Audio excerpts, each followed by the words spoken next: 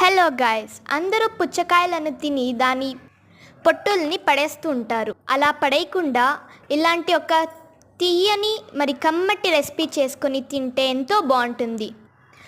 ముందు పుచ్చకాయ పొట్టుని తీసుకొని అందులో లోపల ఉండే రెడ్ కలర్ వాటర్ మెలన్ అంతా తీసేసి నీట్గా ఇలా పొట్టు తీసుకొని చూపించిన విధంగా తురుముకోవాలి.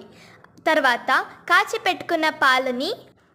పెట్టుకున్న పాలని చల్లగా చేసుకొని ఉంచుకోవాలి.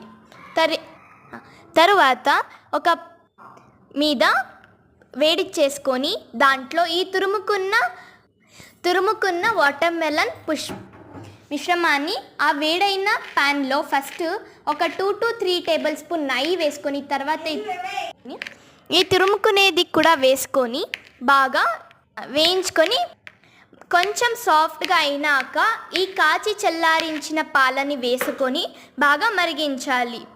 అది ఇంకా 80% అంత పాలు 80% ఉడికినాక మనం 3 to 4 టేబుల్ స్పూన్ చక్కెర వేసుకొని బాగా ఉడికించుకోవాలి.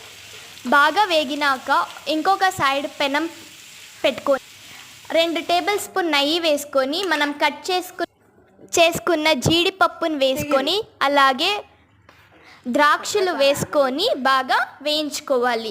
దాన్ని తీసి ఈ పుచ్చకాయ చక్కెర పాలు అంతా వేసుకొని మరిగించే దాంట్లో మిక్స్ చేసుకొని ఇంకా కాసేపు వేయించుకోవాలి.